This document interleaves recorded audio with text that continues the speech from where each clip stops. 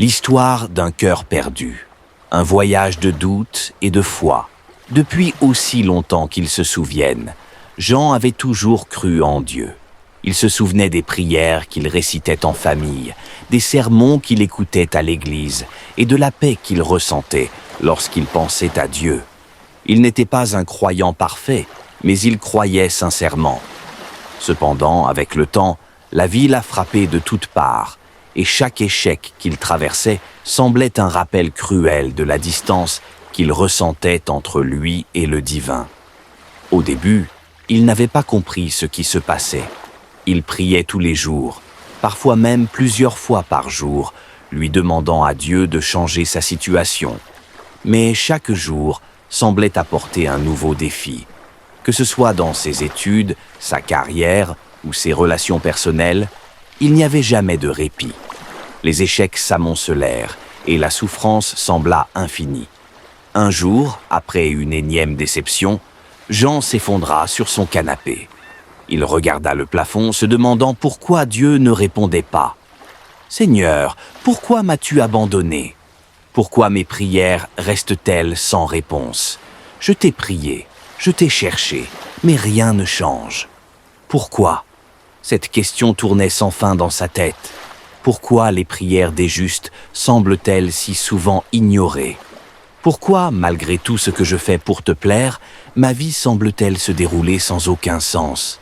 Jean avait perdu la foi. Il commença à se détourner peu à peu de l'Église, de ses amis croyants et surtout de sa relation avec Dieu. S'il n'y avait aucune réponse à ses prières, pensait-il, alors à quoi bon continuer à prier? Dieu devait être loin, indifférent, ou peut-être inexistant. Il cherchait des explications ailleurs, dans la philosophie, dans les pensées humaines, dans les sciences. Mais la paix qu'il espérait ne venait pas. Un soir, alors qu'il se sentait plus perdu que jamais, un ami d'enfance, Samuel, vint le voir. Samuel était un homme simple, mais il avait une foi inébranlable en Dieu. Bien que Jean se soit éloigné de sa foi, Samuel n'avait jamais cessé de prier pour lui. Ils s'assirent dans le salon, et après un moment de silence, Samuel prit la parole. « Jean, tu te poses une question importante. Pourquoi la souffrance? Pourquoi l'absence de réponse aux prières? Je te comprends, et je suis désolé que tu traverses cela. Mais laisse-moi te rappeler quelque chose que Jésus a dit. Il a dit, « Cherchez, et vous trouverez. Frappez, et l'on vous ouvrira. » Matthieu 7,7. Mais il a aussi dit, « Dans le monde, vous aurez des tribulations. Mais prenez courage, j'ai vaincu le monde. » Jean 16,33. Jean le regarda, perplexe. « Oui, mais pourquoi les tribulations, Samuel? Pourquoi ne puis-je pas avoir un peu de répit? » Samuel sourit doucement et continua. « C'est là que beaucoup d'entre nous se trompent. Nous pensons que la foi en Dieu nous épargne des épreuves, mais la vérité est autre. La foi ne garantit pas une vie sans souffrance. En réalité, la souffrance fait partie du chemin. » Jean se leva et se tourna vers la fenêtre. « Mais pourquoi? Pourquoi souffrir sans fin? Pourquoi est-ce que mes prières semblent se perdre dans l'air sans réponse? » Samuel lui parla alors de Job, un homme de la Bible qui avait tout perdu, sa famille, sa richesse, sa santé. Job, dans sa douleur, avait même maudit le jour de sa naissance, se demandant pourquoi il avait été mis au monde pour souffrir ainsi. Mais au lieu de répondre directement à Job, Dieu lui posa une série de questions pour lui montrer la grandeur de son œuvre et l'immensité de sa sagesse. Dans Job 38, 2 à 4, Dieu dit « Qui est celui qui obscurcit mes desseins par des paroles sans intelligence? Où étais-tu quand je fondais la terre? Dis-le si tu as de l'intelligence. » Samuel continua. Job a souffert sans comprendre pourquoi. Mais Dieu ne l'a jamais abandonné. À la fin, Dieu lui a montré qu'il n'était pas seul et que, même dans ses épreuves, il n'était pas abandonné. Tu sais, Jean, parfois nous ne comprenons pas pourquoi nous souffrons. Mais notre souffrance n'est pas le signe que Dieu nous a oubliés. Jean écoutait en silence. La discussion le touchait, mais il n'était pas encore convaincu. Samuel, sentant son hésitation, poursuivit avec d'autres versets. Tu sais, la Bible nous parle aussi de l'apôtre Paul. Dans 2 Corinthiens 12, 7, 10, il parle d'un épine dans la chair, une souffrance constante qu'il n'a jamais pu surmonter. Il en a prié Dieu 3 fois pour être délivré, mais Dieu lui a répondu « Ma grâce te suffit, car ma puissance s'accomplit dans la faiblesse. » Jean frissonna. Il comprenait maintenant que sa souffrance, ses échecs et ses prières non exaucées n'étaient pas des signes d'abandon de la part de Dieu, mais plutôt une invitation à vivre sa foi autrement. Samuel conclut « Dieu ne nous laisse pas seuls dans nos souffrances. Parfois, il nous porte à travers elles, nous enseignant à dépendre de lui d'une manière plus profonde. La foi n'est pas seulement une question de bénédiction visible. Elle est aussi une question de confiance, même quand nous ne comprenons pas. » Jean prit un moment, réfléchissant profondément. Il se rendit compte que sa foi avait été trop centrée sur l'idée que Dieu devrait lui accorder des bénédictions visibles et immédiates. Mais ce n'était pas cela, la foi. La foi, c'était croire en Dieu même quand les bénédictions tardaient à arriver. C'était croire que, même dans ses échecs, il n'était pas seul. Dans les jours qui suivirent, Jean retrouva la force de prier, non pas avec l'attente de réponses instantanées, mais avec la conviction que Dieu était toujours présent, même dans les moments les plus sombres. Il comprit que la foi ne signifie pas l'absence d'épreuves, mais la présence constante de Dieu à travers elle. Peu à peu, son cœur se calma et il commença à voir la souffrance d'une autre manière, comme un moyen de grandir et de se rapprocher de Dieu. La réalité de la souffrance dans la vie chrétienne. D'abord, il est important de se rappeler que la souffrance fait partie de l'expérience humaine, même pour ceux qui croient en Dieu. Jésus lui-même n'a pas été exempt de souffrance. Dans Jean 16, 33, il dit « Dans le monde, vous aurez des tribulations. Mais prenez courage, j'ai vaincu le monde. » Ce verset nous montre que la souffrance est une réalité dans ce monde, mais ce n'est pas une souffrance sans fin. Elle fait partie de la condition humaine. Paul, dans 2 Corinthiens 12, 7 à 10, nous parle aussi de son « épine dans la chair », une souffrance qu'il n'a pas pu surmonter malgré ses prières répétées. Pourtant, Dieu lui a dit « Ma grâce te suffit, car ma puissance s'accomplit dans la faiblesse. » Cela peut être déroutant, car nous pensons souvent que la prière devrait immédiatement apporter une solution. Mais Dieu semble nous inviter à voir la souffrance sous un autre angle, non pas comme un signe de son absence, mais comme une opportunité de grandir dans la foi, de dépendre de lui davantage. 2. Le silence de Dieu, un test de foi. Quand tu pries plus que la situation ne semble pas changer, tu peux te sentir comme si Dieu était silencieux ou distant. Mais parfois, ce silence n'est pas l'absence de Dieu. Dans la Bible, plusieurs personnages ont vécu des moments où ils avaient l'impression que Dieu ne répondait pas immédiatement. Le roi David, par exemple, se sentait souvent abandonné dans ses prières, comme dans le psaume 13. « Jusqu'à quand, Seigneur, m'oublieras-tu sans cesse? Jusqu'à quand me cacheras-tu ta face ?» Mais dans ces moments-là, David se remet aussi à Dieu avec confiance, en disant « Je me confie en ta bonté. Mon cœur sera dans la joie à cause de ton salut. » Psaume 13, 6. Dieu utilise parfois le silence pour tester notre foi, pour voir si nous continuons à croire et à lui faire confiance, même quand les réponses ne viennent pas de manière immédiate ou visible. 3e, la transformation dans la souffrance. Il y a aussi un aspect de la souffrance qui est profondément formateur. La Bible nous enseigne que la souffrance, quand elle est vécue avec foi, peut produire de la persévérance et un caractère solide. Romains 5, 3 à 5 dit « Nous nous glorifions même dans les tribulations, sachant que la tribulation produit la persévérance produit la victoire dans l'épreuve, et la victoire dans l'épreuve produit l'espérance. Cela signifie que, dans notre souffrance, Dieu peut être en train de nous transformer.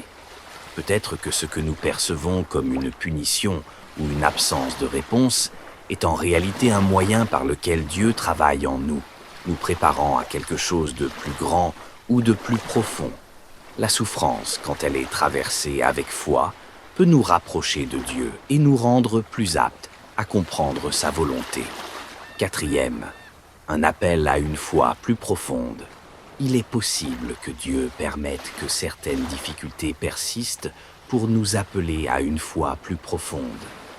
Parfois, nous prions pour des choses superficielles ou éphémères.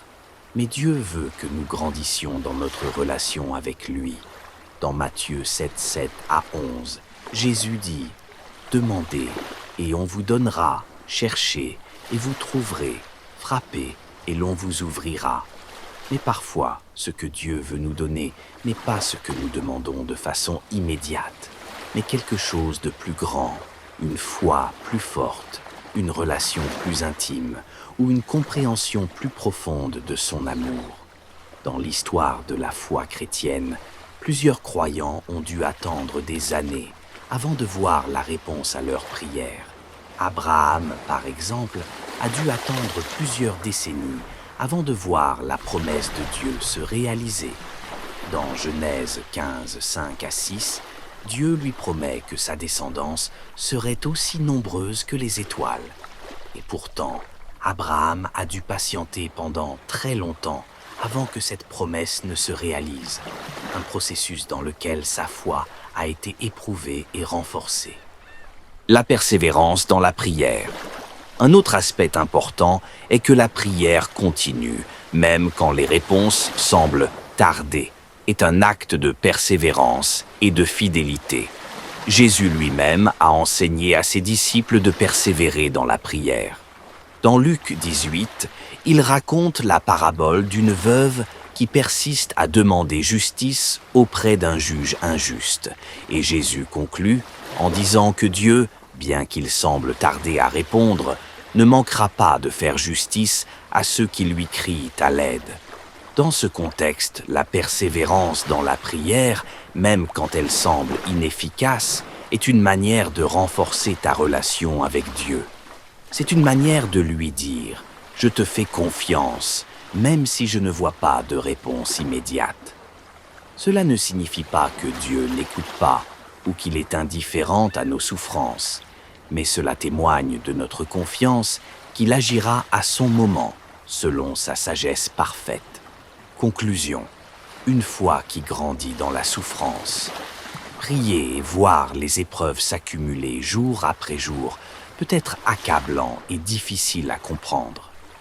Mais parfois, Dieu permet ces souffrances et ces épreuves pour plusieurs raisons. Pour tester notre foi, pour nous transformer, pour nous rendre plus dépendants de lui.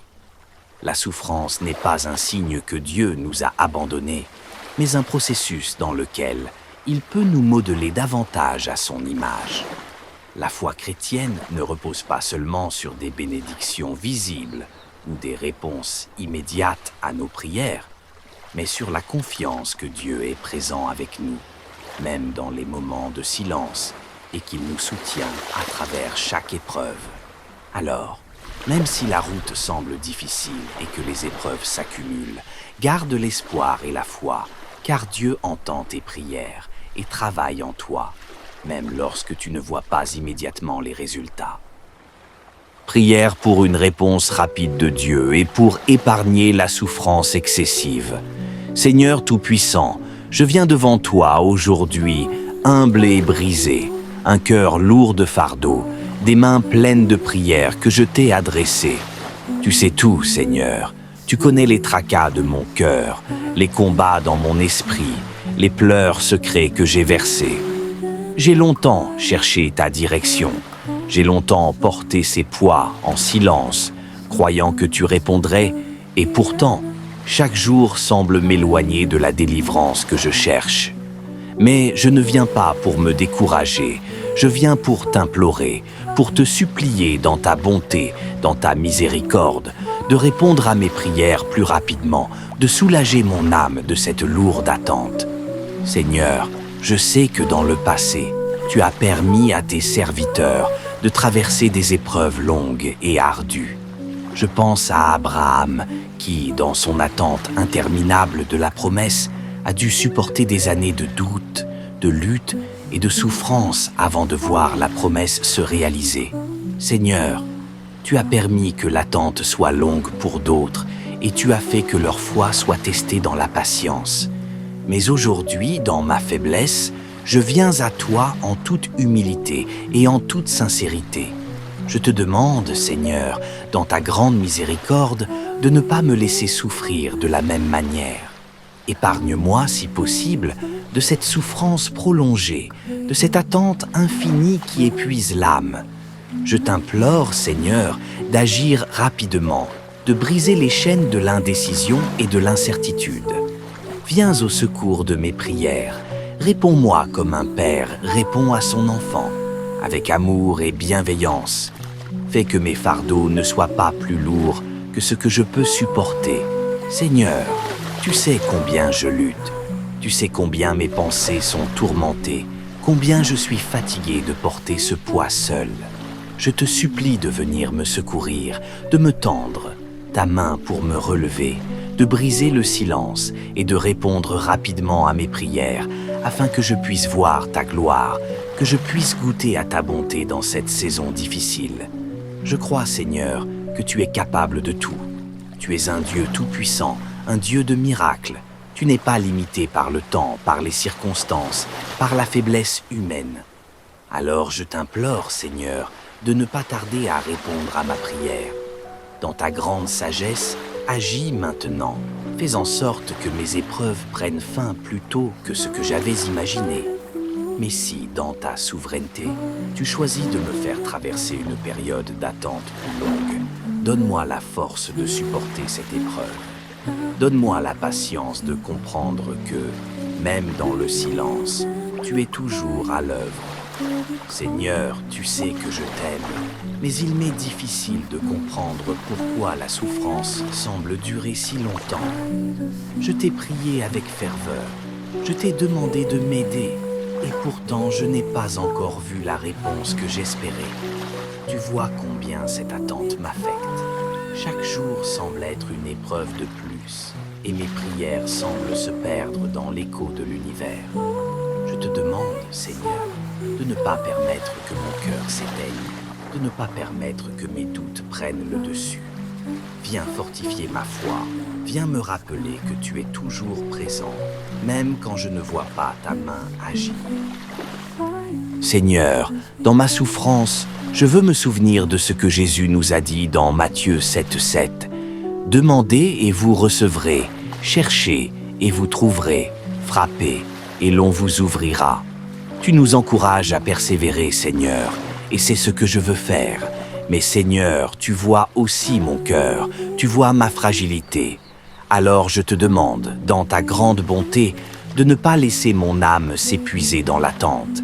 Accorde-moi une réponse rapide, accorde-moi un miracle dans cette épreuve.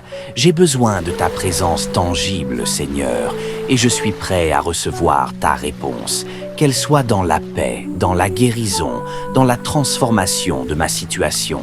Seigneur, je me souviens aussi de l'histoire de la veuve dans Luc 18, qui n'a cessé de demander justice auprès d'un juge injuste, et Jésus a dit que, si même un juge injuste finit par répondre à ses demandes, combien plus, toi, Seigneur juste, tu réponds à ceux qui te cherchent avec un cœur sincère. Je t'en supplie, Seigneur, fais en sorte que mon appel ne soit pas ignoré, mais qu'il trouve grâce devant toi. Je crois que tu ne tarderas pas à me secourir, à répondre à mon besoin et à me délivrer de cette situation difficile.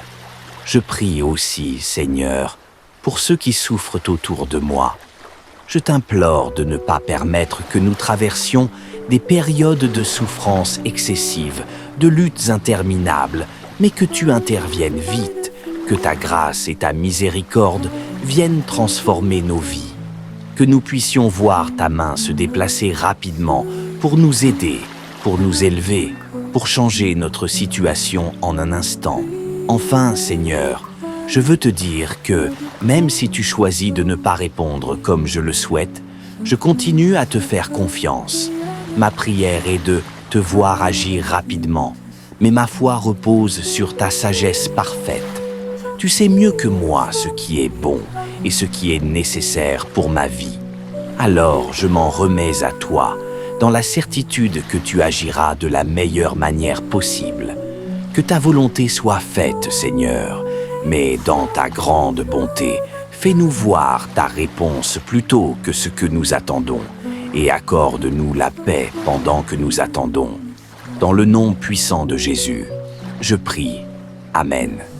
Cette prière est une imploration sincère de la part de ton cœur, demandant à Dieu de répondre rapidement à tes prières tout en restant ouvert à sa volonté parfaite. Elle exprime le désir profond de voir Dieu intervenir rapidement tout en maintenant la confiance. Prière de demande d'accomplissement des désirs, prospérité et préservation de la souffrance. Seigneur Tout-Puissant, je viens devant toi aujourd'hui avec foi et confiance, comme un enfant de Dieu, armé de la puissance de ta parole. Tu es le Créateur de l'univers, celui qui a dit « Demandez et vous recevrez, cherchez et vous trouverez, frappez et l'on vous ouvrira. » Matthieu 7,7. Seigneur, aujourd'hui je viens frapper à la porte de ta bonté, en réclamant ce que tu as promis à ceux qui marchent dans ta volonté. Tu es un Dieu de bénédiction, un Dieu de prospérité. Ta parole déclare « Et vous connaîtrez la vérité, et la vérité vous affranchira. » Jean 8, 32. Seigneur, je t'implore de m'accorder la prospérité que tu as prévue pour moi. Je réclame ta bénédiction sur ma vie, sur mon travail, sur mes projets, sur mes finances, sur mes relations. Je déclare que je suis héritier de la promesse de prospérité que tu as donnée à Abraham, à David et à tous ceux qui marchent selon ta volonté. Je prends autorité, Seigneur, par ta parole, pour déclarer que je suis appelé à être béni dans tout ce que je fais, car tout ce que vous demanderez en priant, croyez que vous l'avez reçu, et cela vous arrivera. Marc 11, 24. Je crois de tout mon cœur que tu exauceras ma prière, que tu m'accordes non seulement mes besoins, mais aussi les désirs de mon cœur selon ta volonté parfaite, car tu es un Père qui sait donner de bonnes choses à ses enfants. Matthieu 7, 11. Je réclame aussi l'étoile de ma destinée, Seigneur, ce chemin que tu as tracé pour moi depuis la fondation du monde. Je déclare, Seigneur, que les projets que tu as pour moi sont des projets de paix et non de malheur, pour me donner un avenir et de l'espérance. Jérémie 29, 11. J'affirme que ma vie est protégée par ta main puissante et que tu me conduiras vers la prospérité spirituelle, émotionnelle et matérielle. Seigneur, je viens maintenant pour réclamer la préservation de ma vie de toute souffrance inutile. Je ne veux pas marcher dans des épreuves qui me détourneraient de toi, car je sais que mes pensées ne sont pas vos pensées et vos voies ne sont pas mes voies. Ésaïe 55, 8. Mais je t'implore de me préserver de toute souffrance qui ne serait pas nécessaire à mon épanouissement spirituel. Ne permets pas que mes épreuves deviennent un fardeau trop lourd à porter, ni que la douleur de la souffrance m'éloigne de ma foi en toi. Je réclame une réponse rapide à mes prières, un changement rapide dans ma situation, afin de pouvoir vivre pleinement la joie et la paix que tu promets à ceux qui te cherchent. Je me souviens aussi que tu as dit dans Romains 8, 28, « Nous savons du reste que tout concourt au bien de ceux qui aiment Dieu, de ceux qui sont appelés selon son dessein. » Je crois que, même dans la difficulté, tu es à l'œuvre pour me bénir et que tout ce que je traverse, même si cela est difficile, travaillera pour ma gloire et pour ta gloire. Mais aujourd'hui, Seigneur, je te demande de faire en sorte que la souffrance ne soit pas le moyen par lequel tu me conduis à la prospérité, mais que ta main bénissante m'élève sans que je doive endurer une souffrance excessive.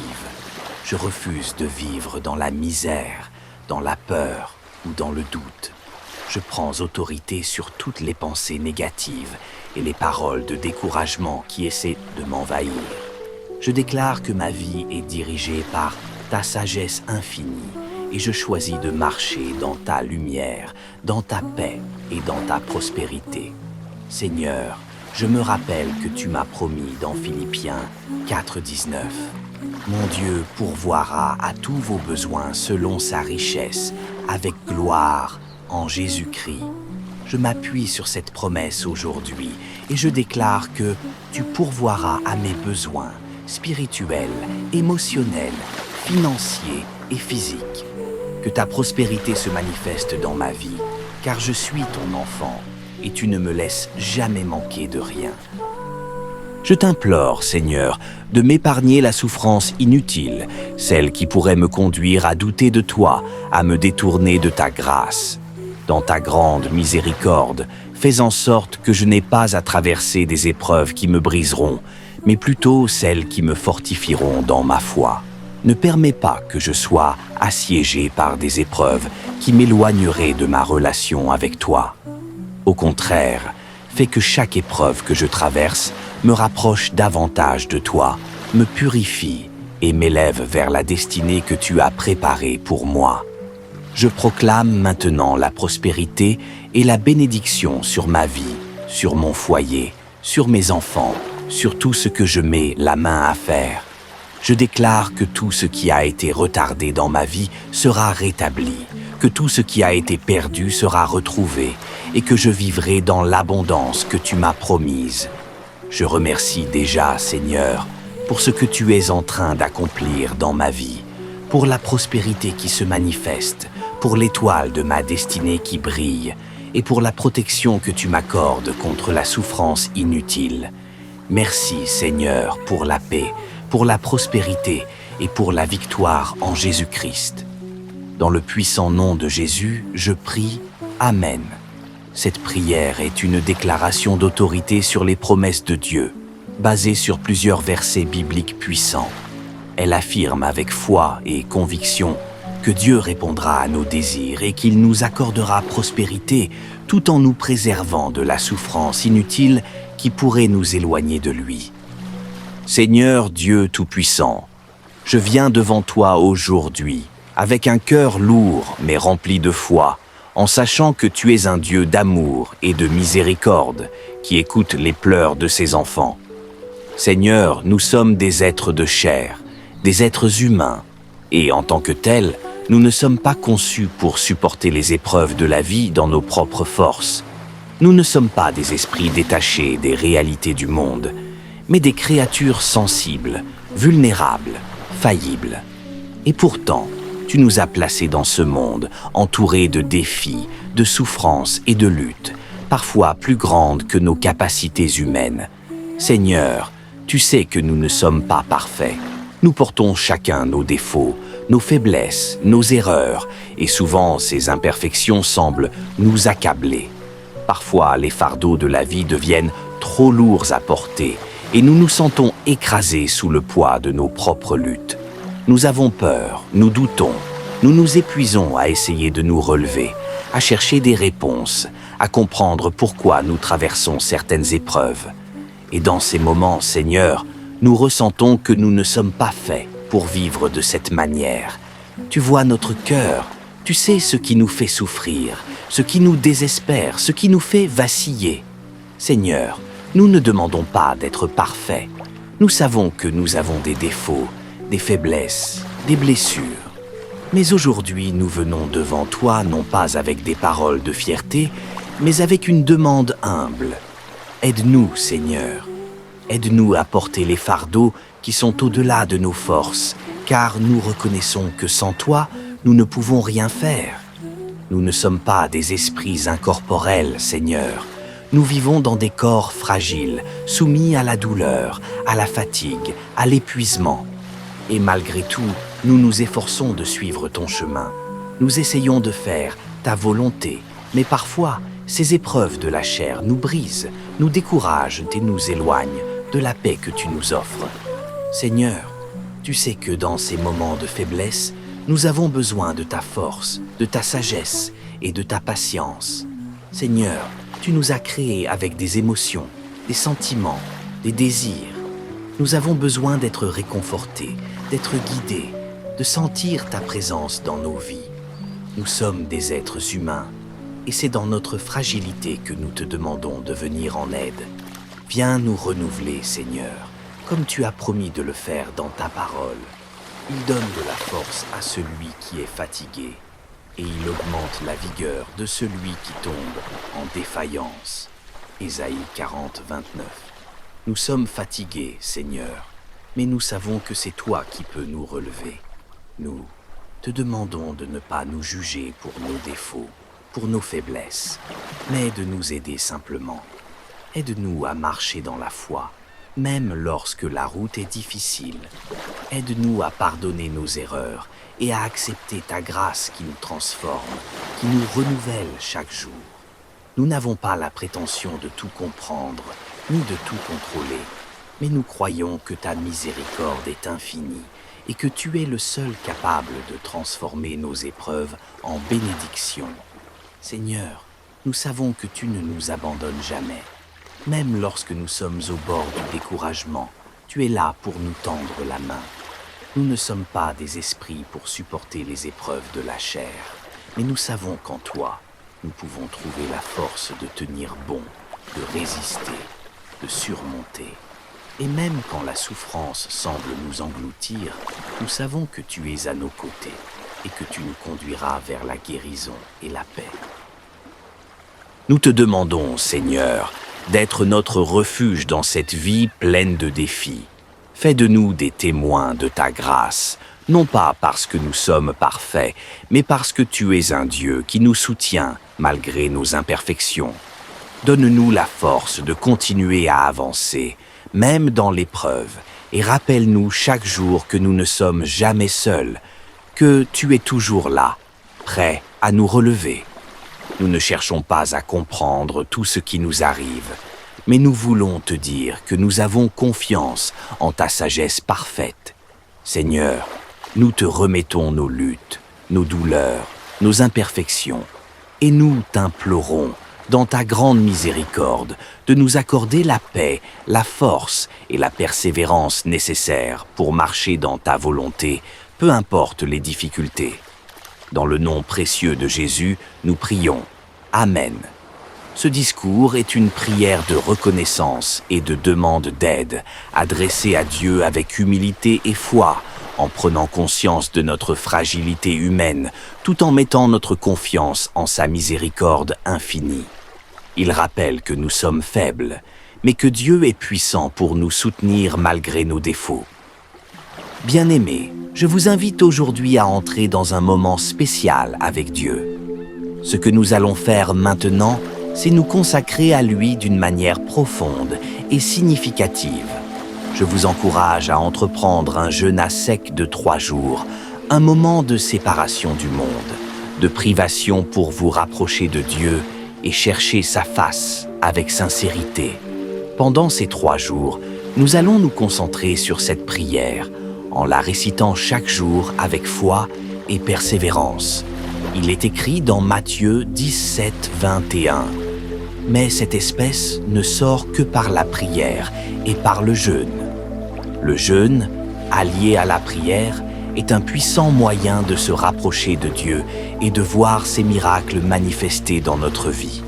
En entrant dans ce temps de jeûne, vous allez permettre à Dieu de vous toucher, de vous restaurer et de vous guider dans des domaines où vous avez des manquements, des luttes ou des faiblesses. Je vous invite donc à consacrer ces 3 jours à Dieu, en récitant cette prière chaque jour, avec une foi inébranlable, en sachant que Dieu entend vos prières et répond selon sa parfaite volonté. À travers ce jeûne, Dieu va accomplir ce que vous n'avez pas encore exprimé, combler ce que vous avez laissé dans l'ombre et intervenir puissamment dans votre vie. Tenez ferme dans la prière, car à la fin de ce temps de jeûne, vous allez témoigner du miracle de Dieu dans votre vie. Croyez que, même si vous ne voyez pas immédiatement les résultats, Dieu travaille dans l'invisible pour manifester sa gloire dans l'extraordinaire. À chaque moment de votre jeûne, récitez cette prière avec foi et vous verrez le fruit de votre obéissance. Je vous déclare que vous êtes sur le point de vivre des transformations, des guérisons, des percées et des bénédictions, car Dieu est fidèle et il répond toujours aux prières sincères de ses enfants. Que le Seigneur vous garde, vous fortifie et vous bénisse pendant ce temps de jeûne. Amen. Mes frères et sœurs, ne quittez surtout pas, restez avec nous dans ce moment de prière puissant, car ce que nous allons vivre ensemble aujourd'hui est un moment décisif. Un moment où nous allons briser toutes les chaînes de misère, de souffrance et de mal qui ont tenté de s'attacher à nos vies. Ce n'est pas un moment ordinaire, ce n'est pas un simple instant de prière. C'est un temps de guerre spirituelle où nous allons déclarer la victoire sur nos vies, sur nos familles, sur nos maisons, sur nos projets, sur tout ce que l'ennemi a tenté de voler, de détruire ou de retarder. Nous allons dans ce moment déchirer les chaînes qui nous ont emprisonnés. Ces chaînes qui se sont formées dans le secret de notre cœur, dans nos pensées, dans nos actions, mais surtout dans nos épreuves. Nous allons déclarer la liberté, car le Seigneur nous a déjà libérés par le sang précieux de Jésus-Christ. Le Seigneur a payé le prix pour notre délivrance, et aujourd'hui nous allons revendiquer cette victoire avec foi, avec puissance et avec autorité.